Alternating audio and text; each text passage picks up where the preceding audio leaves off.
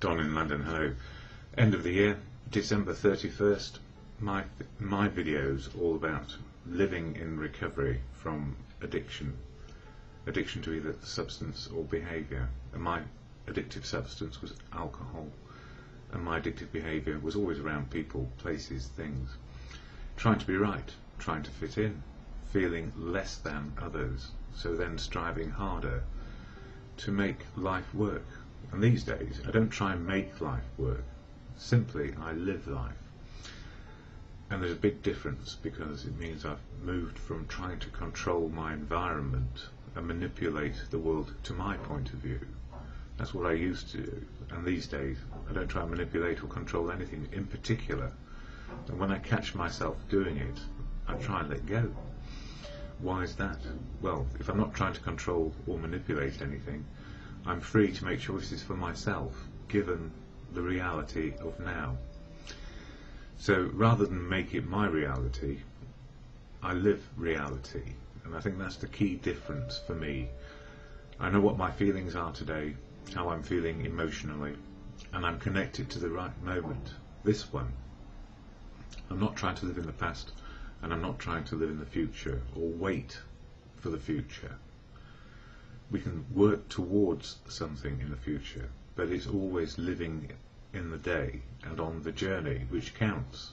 It's the endeavour and how we feel about it which gives us courage to find a way to live reality. And the reason why it's so important to me is I crossed a line somewhere, and rather than just take the edge off a hard day with a drink or celebrate something with a drink, I prefer not to. I prefer not to for one day, this one. So addiction, where I couldn't stop drinking no matter what I did, was very difficult. And trying to find a way into living reality again, living in recovery, meant I owe a debt of gratitude. Well, it's not a debt, but I am grateful for all those in family, community, friends, professionals who got me to a moment where I could see clarity, how to get sober. And the simple answer was, I couldn't do it on my own, and I needed help. So where did I get it? Besides family, community, professionals, friends. It came in the form of a fellowship called AA, Alcoholics Anonymous. And it's not everybody's cup of tea, but it is mine. And the reason why I share about it is because it keeps me sober to do so on a daily basis. And it's about sharing a message of experience, strength and hope for anyone who is trying to find a way out of addiction to either substances, alcohol, drugs, whatever it happens to be, and behaviour, which is obsessive behaviour around people, relationships, places where we live, and improving on that, and things, obsessive collecting of nonsense, normally in my case. Anyway, I can only speak for me when it comes to how it has AA impacted on me as a person. There are many voices in the rooms of AA or the meetings of AA, and they share their experience, strength and hope where they will, and most prefer anonymity for whatever reason.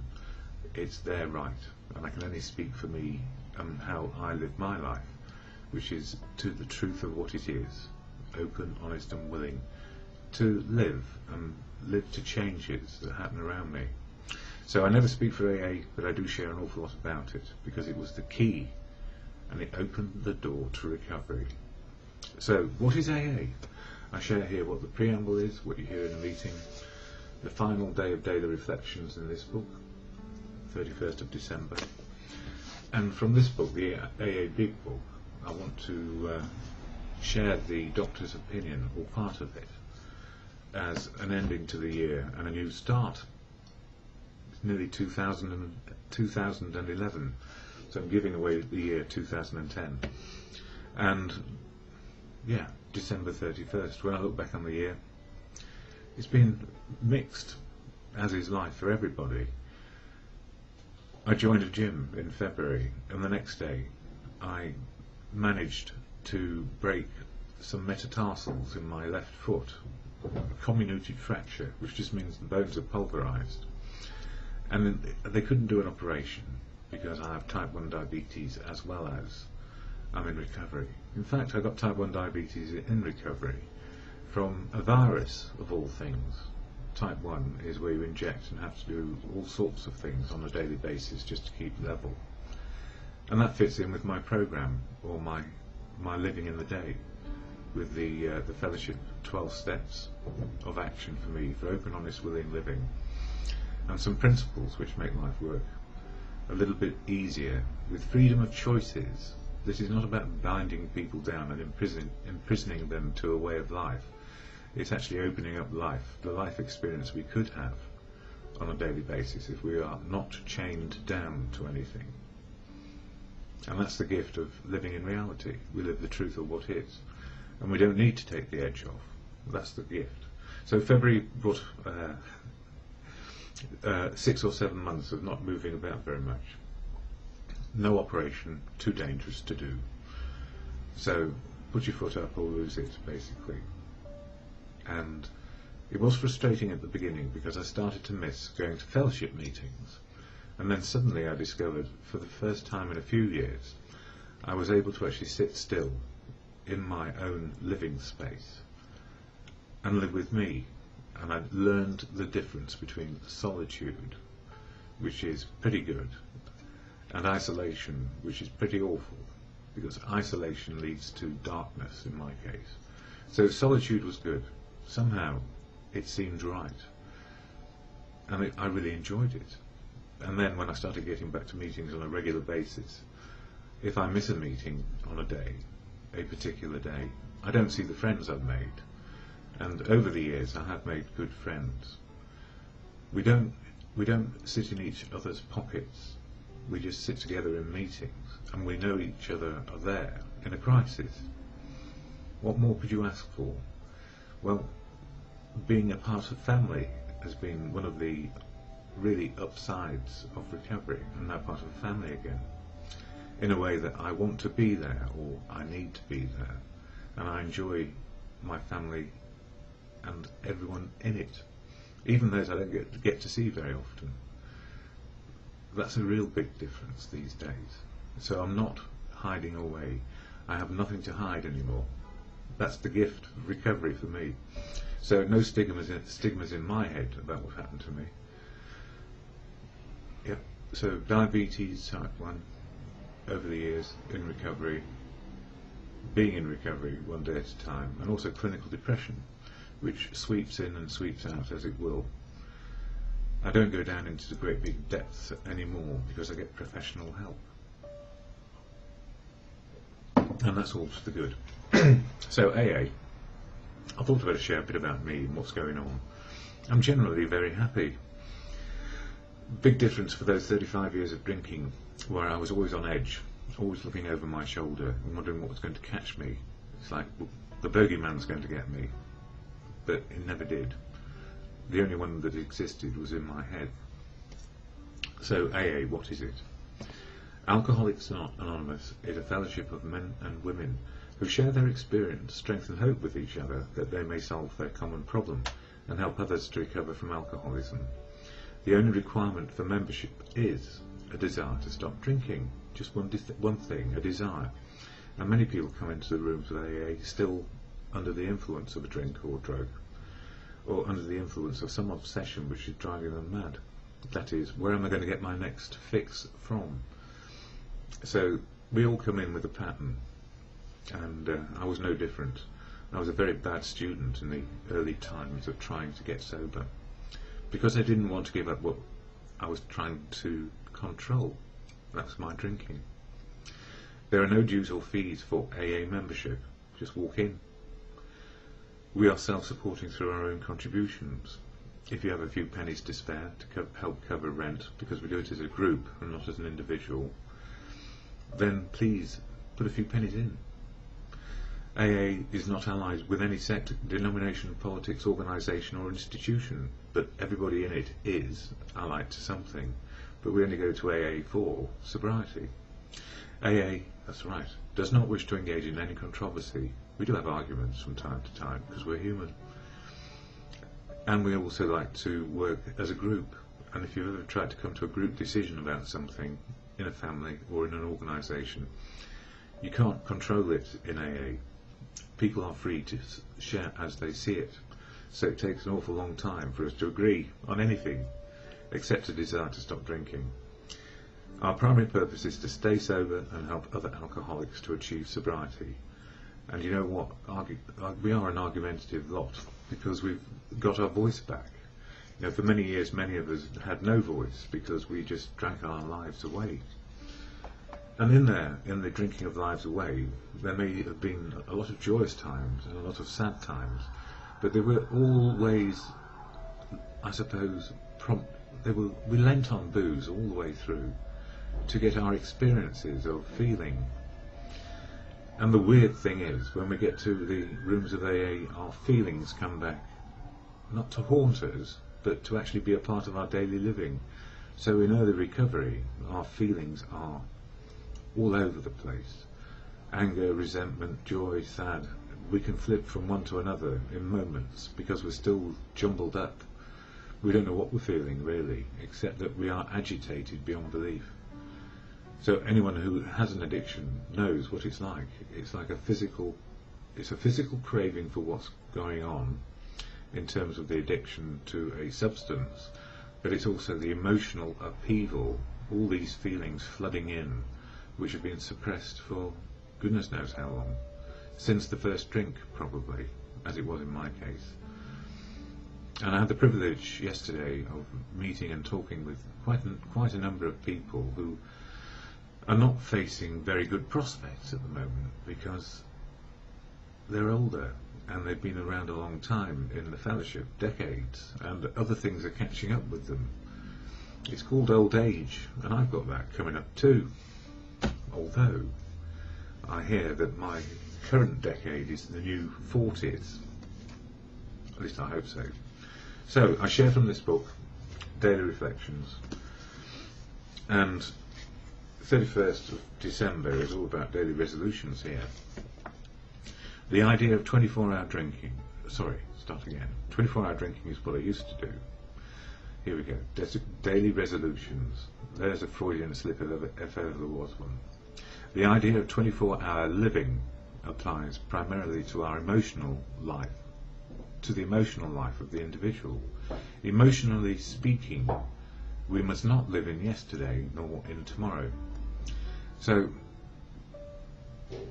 if it's all about 24-hour living, and we know what our emotional life is today, that is where my feelings fit the experience I'm having. So my feelings fit what's going on. Then I'm in the moment of now, normally. But if I'm harking back to the past, my feelings can become overwhelming if I recollect joyous or sad times, because that's what was going on. And I can fantasize about the future, where my feelings might be even more happy. But what I've learned is feelings which are experienced in the moment, which equal the living that's going on, where feelings match my experiences, then, you know, that's great. And sometimes it's great, and sometimes it's horrible feelings because something horrible has happened. But they don't keep on overwhelming me day after day after day. So it goes on to read, a new year, 12 months, 52 weeks, 365 days, 8,760 hours, 525,600 minutes. A time to consider directions, goals and actions. I must make some plans to live a normal life, but also I must live emotionally within a 24-hour frame. For if I do, I don't have to make New Year's resolutions. I can make every day a New Year's Day. I can decide, today I will do this. This is all about freedom of choice with sobriety. Today I will do that. Each day I can measure my life by trying to do a little better, by deciding to follow God's will, or good conscience, or whatever the universe is going to throw at us next, and by making an effort to put principles of our AA program into action. And the principles are the 12 steps of AA, and they are available to read online anywhere really. Just put AA 12 steps and you'll find them. But I carry this little card around with me most of the time. I can't show you it, it won't show up on the webcam at the moment, but it's got the 12 steps and 12 traditions in here. So they're always with me, and the 12 steps are the principles of living. They are suggestions, they are not edicts, and they are not rules. And the same goes for the traditions, because if in fellowship we introduce rules, everybody would leave. Except for one, which I think is Rule 62. You have a right to enjoy yourself. But we tried rules in the beginning, apparently, and it didn't work. And tradition one is all about the individual having freedom of choice. So all these things are suggestions. We can't violate suggestions, and sometimes people get to their bees in a bonnet about violations of the steps and the traditions, and there is no such thing. You can't violate a suggestion. We can live to principle, and we can hold the fellowship together with unity, service and recovery. So anybody coming in, you're free to stay and free to leave and free to express your opinion, and then live reality. And that's how it works for me. And moving on to this, Alcoholics Anonymous, this big book. When I first saw it, I thought, here's a Bible. It's not a Bible. Excuse me, my coffee's gone down the wrong way. The AA Big Book is a collection of stories and experiences about what helps people get sober. And it also includes something called the Doctor's Opinion. And in the Doctor's Opinion, which is at the front, it says this: the physician who, at our request, gave us this letter has been kind enough to enlarge upon his views in another statement which follows. In this statement he confirms what we who have suffered alcoholic torture must believe, that the body of the alcoholic is quite as abnormal as his mind. Now, abnormal means not normal. So for me, put alcohol in and I want to keep on going. That's quite abnormal. And emotionally, trying to give up alcohol was as hard as anything. It wasn't a normal experience for me.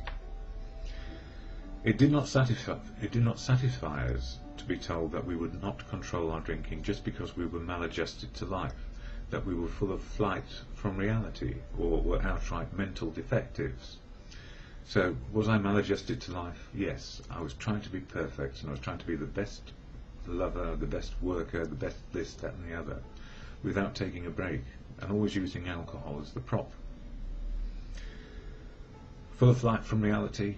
Well, of course, as soon as we start to put a substance in our body which changes our perceptions or alters reality, then yes.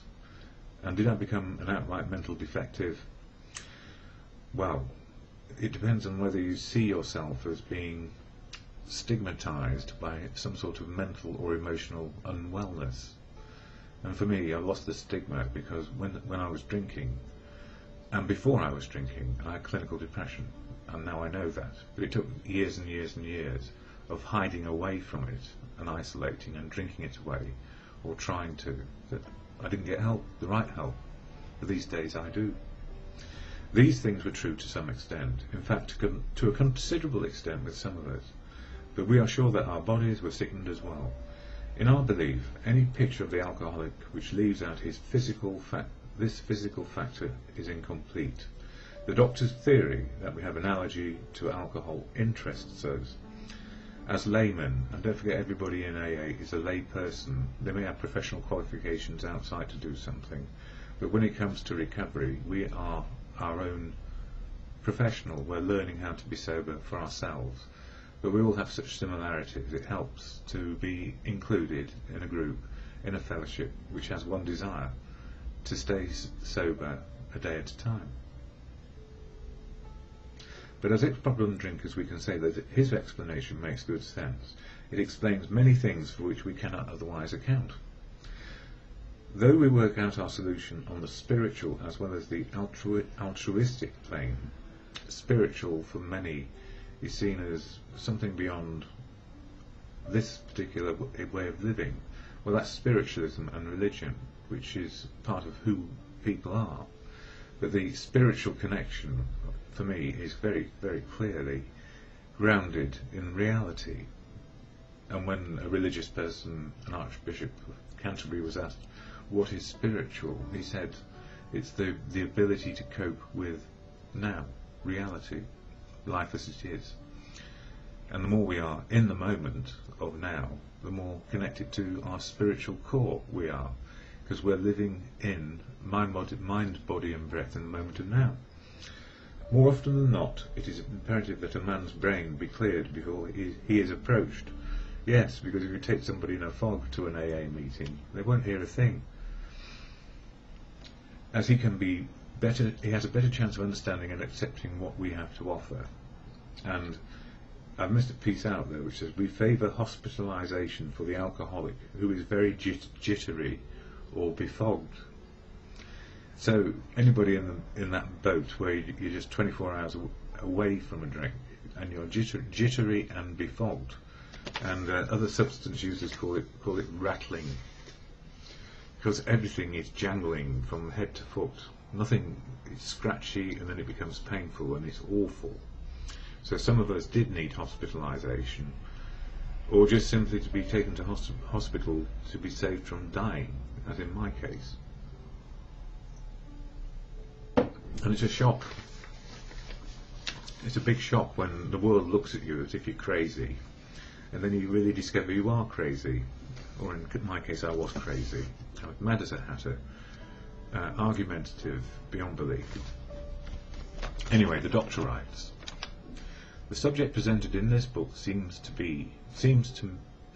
me to be of paramount importance to those afflicted with alcoholic addiction. I say this after many years of experience as medical director of one of the oldest hospitals in the country treating alcoholic and drug addiction. There was, therefore, a sense of real satisfaction when I was asked to contribute a few words on a subject which is covered in such masterly detail in these pages. This one, from those who suffer. We doctors have realised for a long time that some form of moral psychology was of urgent importance to alcoholics, but its application presented difficulties beyond our conception. What with our ultra-modern standards, our scientific approach to everything, we are perhaps not well equipped to apply the powers of good that lie outside our synthetic knowledge. Many years ago, one of the heading contributors to this book came under our care in this hospital, and while here he acquired some ideas which he put into practical applications at once. Later he requested the privilege of being allowed to tell his story to other patients here, and with some misgiving we consented. My posts arrived. The cases we have followed through, The cases we have followed through have been most interesting.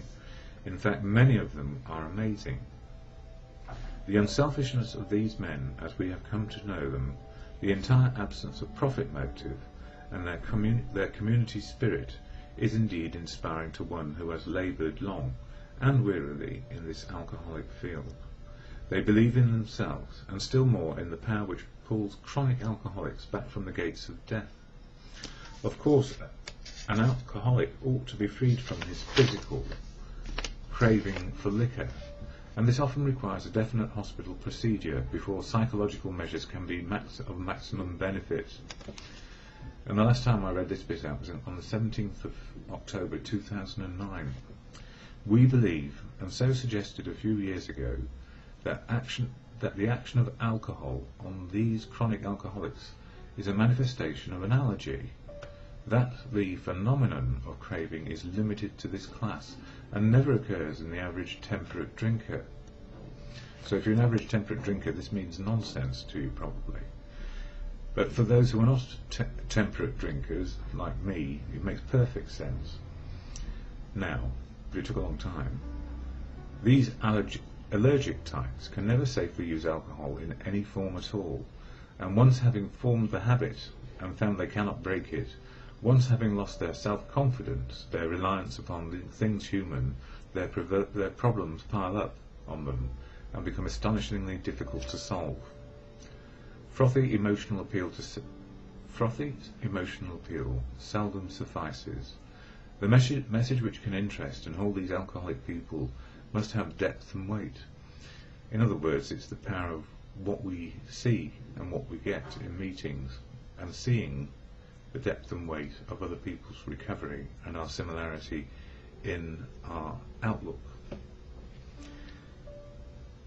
In nearly all cases, their ideals must be grounded in a power greater than themselves if they are to recreate their lives. And whatever that power is, can be just the power of a group of people working together, good conscience, God, the universe, whatever it is. If any feel that as psychiatrists directing a hospital for alcoholics we appear somewhat sentimental, let them stand with us a while on the firing line. See the tragedies, the despairing wives, the little children. Let the solving of these problems become part of their daily work, and even of their sleeping moments, and the most cynical will not wonder that we have accepted and encouraged this movement. We feel after many years of experience that we have nothing which has contributed more to the rehabilitation of these men than the altruistic movement now growing up among them. That's AA. Men and women drink essentially because they like the effect produced by alcohol. And when you go to AA, it's the opposite. We don't want to go to AA because we like the effect, and then it's taken us over. The sensation is so elusive that, while they admit it is injurious, they cannot, after a time, differentiate the true from the false. To them, their alcoholic life seems the only normal one. They are restless, irritable and discontented unless they can again experience the sense of ease and comfort which comes at once by taking a few drinks which they see others taking with impunity. After they have succumbed to the desire again, as so many do, and the phenomenon of craving develops, they pass through the well-known stages of a spree, emerging remorseful, with a firm resolution not to drink again. This is repeated over and over, and unless this person can experience an entire psychic change, there is very little hope of his recovery. Oh, and you know what, I was looking for a great big spiritual flash, a bright light in the sky, and it didn't happen. I've had an emotional, educational, spiritual experience which starts every single morning with a little change in me, which is, I'm still alive. What am I going to do next? Rather than, oh no, I'm still alive. Or worse, I've taken a drink and I'm dead. I wouldn't know that, would I? But it's this thing of the psychic change, what tips us into courage, faith and confidence on a daily basis is what sobriety offers through AA. Freedom of choice, seeing reality and being in the moment. And that psychic change of being in the moment, letting go all the history which has really disturbed us, or we've been fixing for a long time, where we cannot stop repeating old behaviour, into being in the moment of now, where we live one moment at a time, or one day at a time, is what the fellowship offers. And that's true freedom, the truth of now. And that's what's spiritual. So my psychic spiritual experience is always, it's been going on all the time I've been alive. But I just didn't understand that. So the psychic change is reality, truth of now, the ability to cope with now. And that's what fellowship gives me on a daily basis. So, finally, end of year, I have good wishes all round. And it's about being able to love people, be loved back, and useful in whatever we do, at work, in family, community, however it is, and in fellowship. A gentle new year.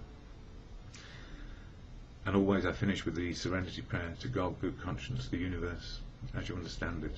It is your personal view that counts for you to make the psychic change into being able to live life today.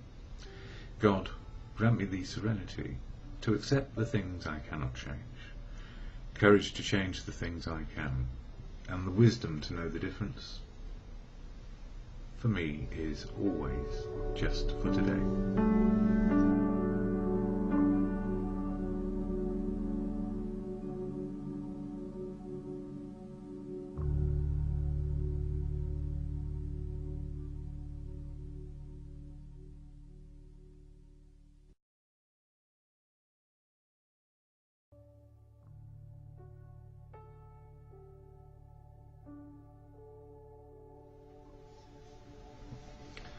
Don in London, hello. December 31st, 2009. End of the year, end of a decade.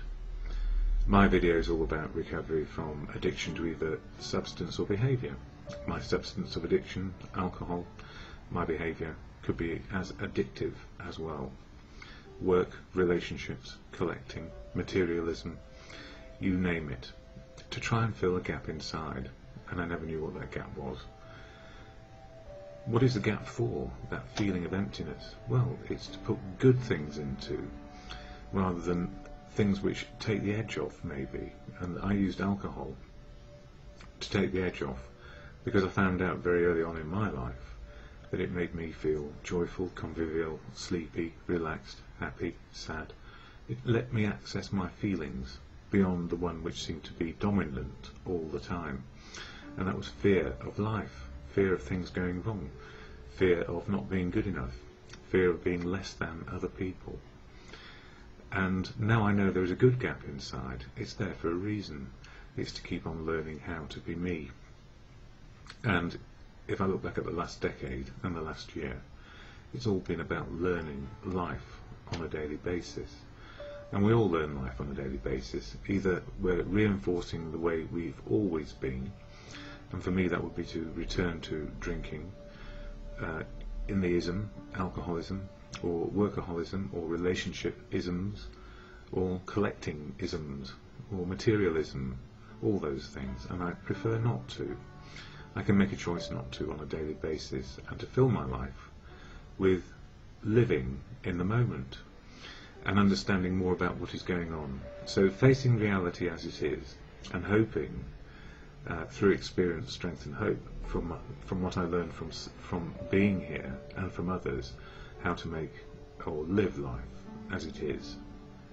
So, 10 years, lots happened. Started this decade, 2000, the millennium, with a feeling that the world might collapse because of the computer glitches and all the rest of it, and fearing what to do next, not having a clue, and driven by drink and the need to feel right. It was always there.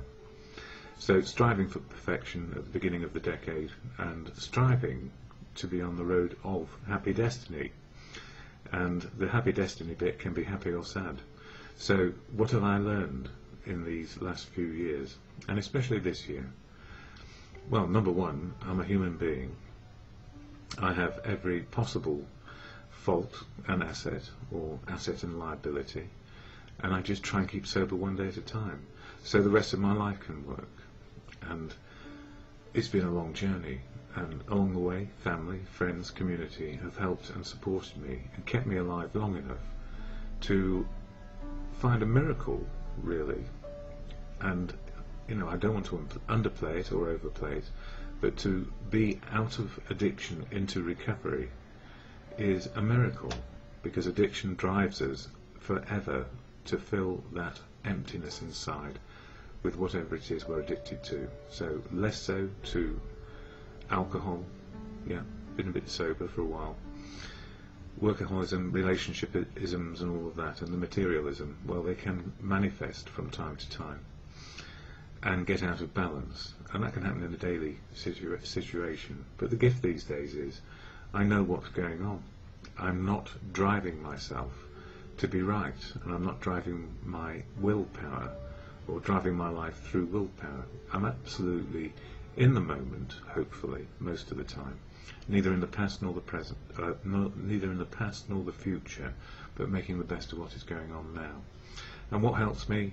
Friends, family, friends, community, and a fellowship, and that fellowship is AA. And I've been sharing about AA for a long time, either on YouTube or in other places, about how it helps me, Alcoholics Anonymous, to keep sober one day at a time. So I guess I feel very, very fortunate that life circumstances gave me the opportunity to accept my powerlessness over my addiction, and that life was unmanageable if I went back to it, and to find a new life. So for me, AA has provided the means to stay sober, and if I stay sober, the rest of life can be as it is in the moment. So what is AA? I will share the AA preamble or statement of intent because it slows me down and it's so critical to my recovery. And there are other ways, but AA works for me, and I'm gifted with fellowship. So AA, Alcoholics Anonymous, is a fellowship of men and women who share their experience, strength and hope with each other, that they may solve their common problem and help others to recover from alcoholism. The only requirement for membership is a desire to stop drinking. There are no dues or fees for AA membership. We are self-supporting through our own contributions. AA is not allied with any sect, denomination, politics, organisation or institution. It does not wish to engage in any controversy, neither endorses nor opposes any causes. Our primary purpose is to stay sober and help other alcoholics to achieve sobriety. And for me, the only requirement for membership is a desire to stop drinking. And primary purpose is to stay sober and help others to achieve sobriety.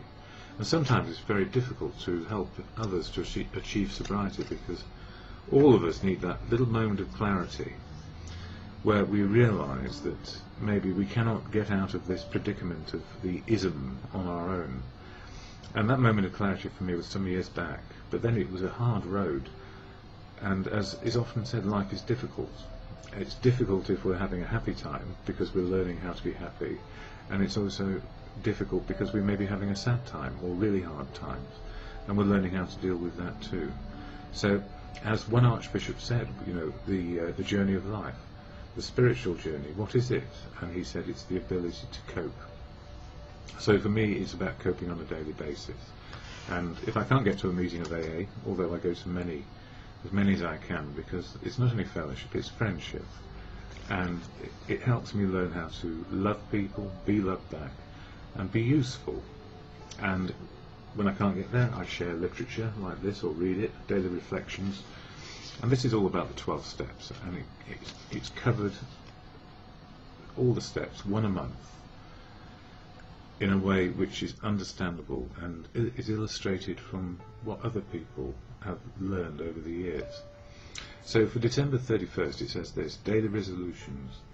The idea of 24-hour living applies primarily to the emotional life of the individual. That's how we're feeling on a daily basis. Emotionally speaking, we must not live in yesterday nor in tomorrow. And the whole program is about understanding our feelings. We don't control our feelings, they're there. Our feelings are inside us always, I feel.